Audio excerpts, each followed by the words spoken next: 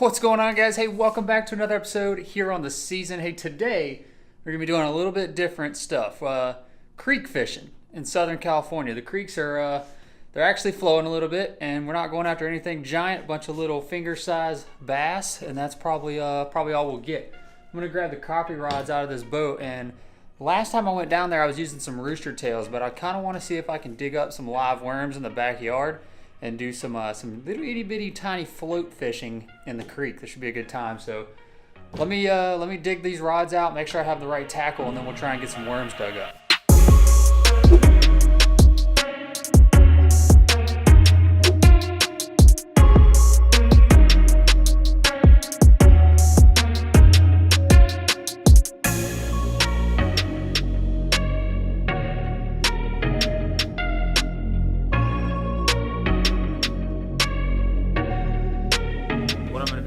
Some tiny little split shot weights, some panfish hooks. These are size 7s, the big quantity of 100 pack. I'm using those. And then this rod is a trout, panfish and trout magnet 500. You can get them at Dick's Sporting Goods. They're literally like $20 freaking, so it's a pretty cheap setup. Threw on some crappie yellow. I can't remember it's P-line, crappie yellow P-line.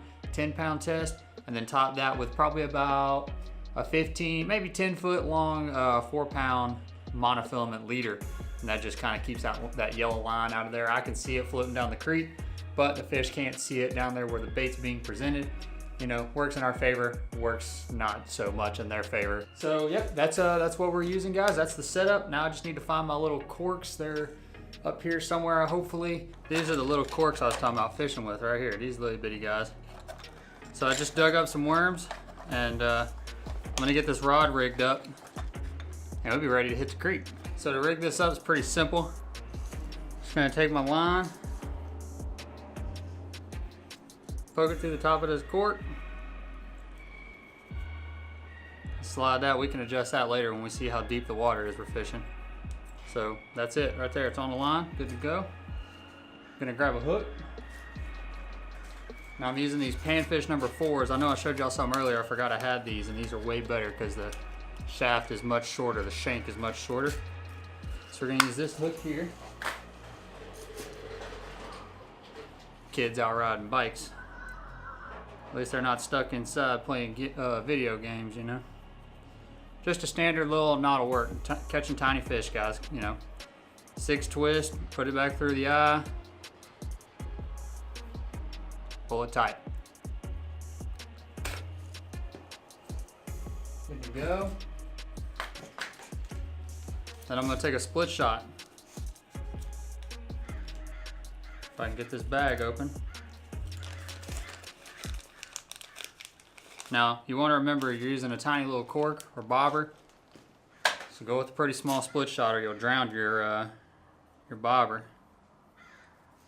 Do not use your teeth. Make sure you use a pair of pliers to cinch that down. As my dad used to say, do as I say, not as I do. I'm gonna put that about, I don't know, 2.5 inches above the top of the hook. And like I said, we'll adjust this bobber whenever we get there. But, you know, there's your essential rig right there. You got your bobber and then your weight, then your hook, good to go. Tiny little pieces of worm. We should be able to snatch a few little fish out of the creek today.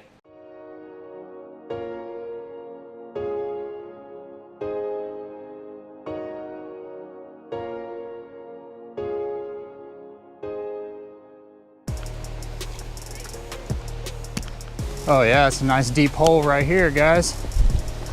Should be able to do some work right here. Maybe get upstream a little bit, float it back down. Let's see here.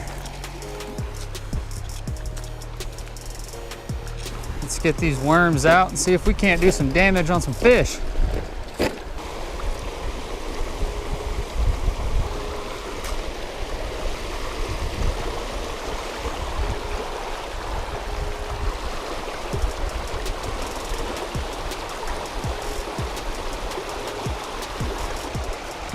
Gonna have to move down, find where the current's not so strong. I'll tell you what, guys, after these fires, this was part of the brush fire here, And after these fires, it sure does get pretty. All that nitrogen burns into the ground and then a good rain comes through. Yeah, there's a big hole right there for that rock. Let's try this. This looks a little bit better here. Maybe the current won't be ripping through so fast as it was through those. Oh yeah. Oh yeah, mate.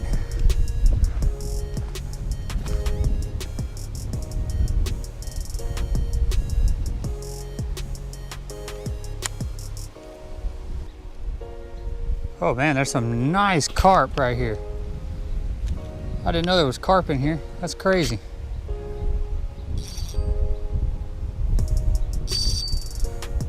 I'd have brought my bow fishing bow if I'd have known that. And my bait's going right past a little bass and he's not even interested. Oh, he's going after it. Here we go. Here we go.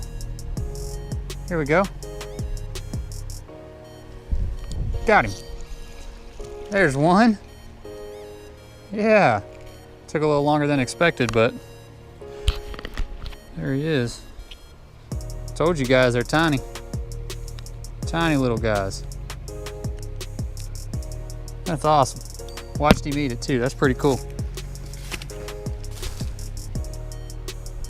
Heck yeah, let's let him go. Pretty freaking sweet. There he goes. Let's see if we can get another one. That was pretty fun. Heck yeah.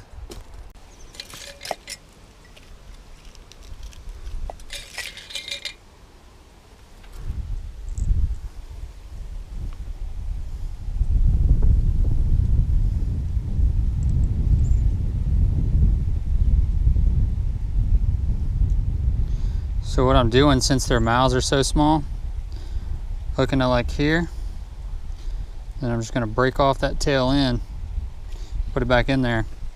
So this is what you end up with right here. Hopefully that's in focus for you guys. So when they come up and bite it in the back, that hook is just barely exposed. Well, it's largely exposed, but barely compared to the whole hook being shown.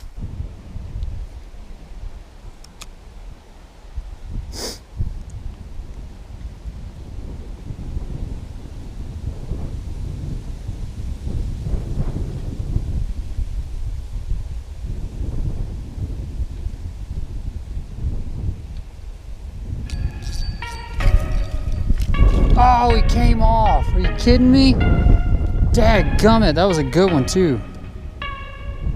No.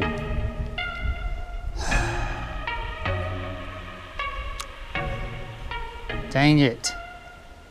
Well guys, that was it was fun. At least, you know, that's all that matters, is that you had fun.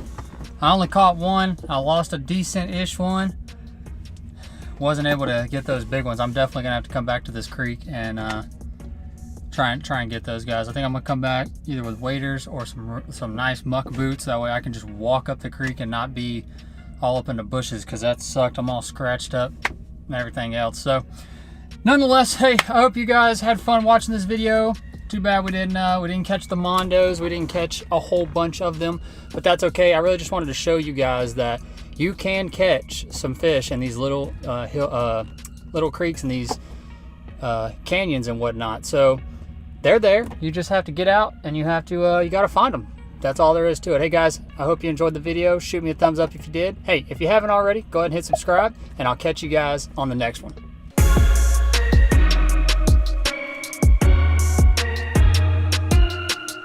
I almost fell in the creek.